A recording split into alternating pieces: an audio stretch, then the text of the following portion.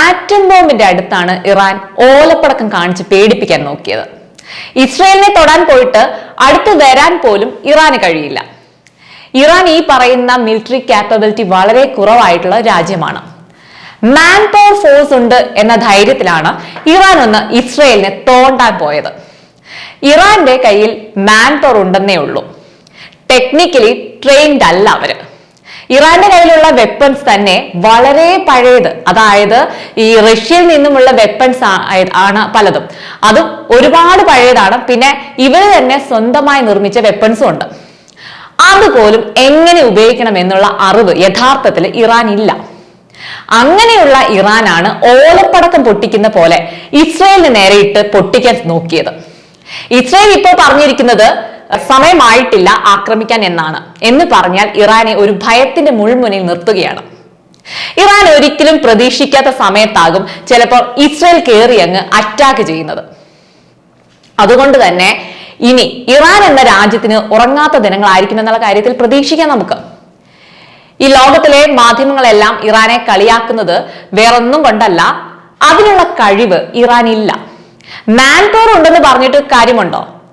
മനുഷ്യരാശിയെ തന്നെ ഒരു നിമിഷം കൊണ്ട് ഇല്ലാതാക്കാനുള്ള ഹൈലി അഡ്വാൻസ്ഡ് ആയിട്ടുള്ള വെപ്പൺസ് ആണ് ഇസ്രയേലിന്റെ അടുത്തുള്ളത്. അതും അമേരിക്കയും ഇസ്രയേലും ചേർന്നുണ്ടാക്കിയ വെപ്പൺസ് ആണ് പലതും. ഇവരുടെ കയ്യിലുള്ള വെപ്പൺസ് പലതും കോൺഫിഡൻഷ്യൽ ആണ്. അതായത് മൂന്നാം ലോക മഹായുധം എല്ലാം ഉണ്ടാകുന്ന ഒരു നിമിഷം ഉണ്ടാകുമല്ലോ, ആ സമയത്ത് ഈ അമേരിക്കയും ഇസ്രയേലും അതൊക്കെ കയറി അങ്ങ് ഉപയോഗിക്കും.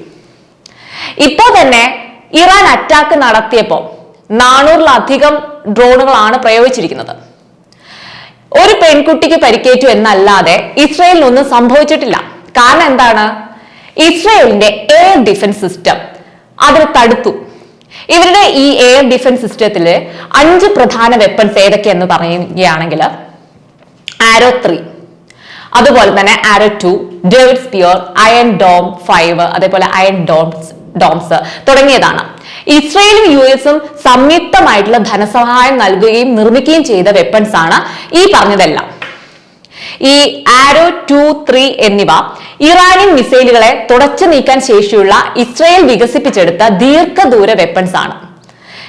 അതായത് ഈ ബാലിസ്റ്റിക് മിസൈലുകളെ കൂട്ടിയിടിപ്പിച്ച് വേർപെടുത്താവുന്ന ഒരു പവർഫുൾ വെപ്പൺ ആണെന്ന് തന്നെ പറയാം. 1400 കിലോമീറ്റർ വേഗത്തിലാണ് ഈ ആരോ പോകുന്നത്.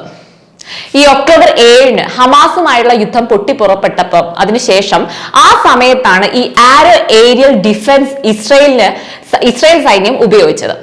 ഈ പറയുന്ന ആരോ 3-ക്കും അതുപോലെ $4 ബില്യൺ വാങ്ങാൻ വേണ്ടിയിട്ട് ജർമ്മനി ഇസ്രയേലിൽ നിന്നും കരാർ ഒപ്പിട്ടുണ്ട്.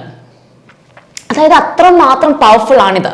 അതുപോലെയുള്ള മറ്റൊന്നാണ് ഡേവിഡ് സ്മിത്ത്. 100 കിലോമീറ്റർ മുതൽ അതുപോലെ 200 കിലോമീറ്റർ അകലെയുള്ള ബാലിസ്റ്റിക് മിസൈലുകളെ ഇല്ലാതാക്കാൻ ശേഷിയുള്ള ഒന്നാണ് ഈ പറയുന്ന ഡേവിഡ് സ്പ്ലിറ്റ്. അങ്ങനെയാണ് അതിനെ രൂപകൽപ്പന ചെയ്തിരിക്കുന്നത് തന്നെ. പിന്നെയുള്ളതാണ് അയൺ ഡോം 5, അതേപോലെ അയൺ ഡോം. ഈ ഹമാസ് ഗാസയിൽ തൊടുത്തുവിട്ട റോക്കറ്റുകൾ തടയുന്നതിനായിട്ട് ഹ്രസ്വദൂര അയൺ ഡോം 5 എയർ സിസ്റ്റം നിർമ്മിച്ചിരുന്നത്. ഇത് ഇസ്രയേൽ അതിർത്തിക്കുള്ളിൽ പ്രവേശിക്കുന്ന എല്ലാ മിസൈലുകളെയും തകർക്കാൻ ശേഷിയുള്ളതാണ്. അത്രയും പവർഫുൾ തന്നെ എന്ന് പറയാം. ഇതിന്റെ പ്രത്യേകത എന്താണ് എന്ന് പറഞ്ഞാൽ, ഒരു റോക്കറ്റ് ഇപ്പൊ ജനവാസ മേഖലയിൽ പതിക്കുന്നതാണോ എന്ന് ആ ഒരു സിസ്റ്റം പെട്ടെന്ന് നിർണ്ണയിക്കും. ഇതൊക്കെയാണ് ഇപ്പോൾ ഇസ്രയേൽ ലോകത്തെ അറിയിച്ചതും അതുപോലെ പ്രയോഗിച്ചതുമായിട്ടുള്ള വെപ്പൺസ്. ഇതൊക്കെ ഭയങ്കര ലോകശ്രദ്ധ നേടിയ വെപ്പൺസ് ആണ്. അതുകൊണ്ട് തന്നെ ഒരുപാട് ഡിമാൻഡ്സും മറ്റു രാജ്യങ്ങളിൽ നിന്നും വന്നിട്ടുണ്ട്. ഇപ്പൊ ഗൾഫ് യുദ്ധത്തിലൊക്കെ ഉപയോഗിച്ച അമേരിക്കയുടെ പാട്രിയോട്ടിക് ആണ് ലോകത്തിലെ ഏറ്റവും നല്ലതെന്ന് ധാരണയിലായിരുന്നു നമ്മളെല്ലാവരും, അല്ലെ? എല്ലാ ലോകരാഷ്ട്രങ്ങളും. പക്ഷെ അതിനേക്കാളും വെൽ അഡ്വാൻസ്ഡ് ആയിട്ടുള്ള വെപ്പൺ ആണ് ആരോ. ഇസ്രയേൽ ആരോ തൊടുത്തു വിടുമ്പോൾ തന്നെ അത് ആ നിമിഷം അവിടെ എത്തും. ഇപ്പൊ പ്രതിരോധിക്കാനുള്ള വെപ്പൺ ഏതാണെന്ന് ആലോചിക്കാനുള്ള സമയം പോലും ഉണ്ടായില്ല ഈ ശത്രു രാജ്യങ്ങൾക്ക്. അതിന് മുന്നേ തന്നെ ചിഹ്ന ഭിന്നമാക്കി കളയാൻ ആരൊക്കെ ശേഷിയുണ്ട്. ഇസ്രയേലിന്റെ ഈ അഡ്വാൻസ്ഡ് ആയിട്ടുള്ള എയർ ഡിഫൻസ് സിസ്റ്റം വളരെ അപ്രീഷിയേറ്റഡ് ആണ് യഥാർത്ഥത്തിൽ. കാരണം എന്താ? ഹൈലി അഡ്വാൻസ്ഡ് ആയതുകൊണ്ട് തന്നെ ആ രാജ്യത്തോട്ട് കയറാൻ പോയിട്ട് അടുക്കാൻ പോലും സമ്മതിക്കില്ല എന്ന് തന്നെ പറയാം. അത്രമാത്രം സക്സസ് ആണിത്. ഇപ്പോ ഇറാൻ ആലോചിക്കുന്നത് പെട്ടുപോയല്ലോ എന്നാണ്. വെറുതെ തോണ്ടാൻ പോയതാ, പണി കിട്ടുമെന്ന് ഉറപ്പാണിനി. അതുപോലെ ഇറാൻ ഉണ്ടാക്കി വെച്ച മിസൈൽ വെറുതെ ആയില്ലേ?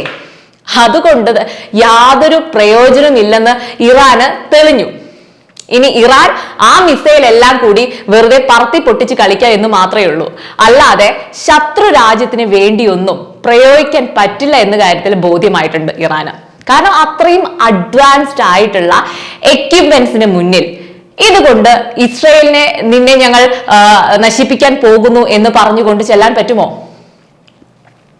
എന്തായാലും ഇസ്രയേൽ എന്ന അതിശക്തമായ രാജ്യത്തെ ഇല്ലാതാക്കാൻ പോയിട്ട് ചിന്തിക്കാൻ പോലും അമേരിക്ക ഒഴിച്ച് മറ്റു ഒരു രാജ്യത്തിനും ഇപ്പോ കഴിയില്ല എന്ന് തന്നെ നമുക്ക് പറയാം. ഇനി ഇറാനോടുള്ള ഇസ്രയേലിന്റെ നീക്കം എന്താകുമെന്ന് ഇനി വരും നാളുകളിൽ നമുക്ക് കണ്ടറിയാം.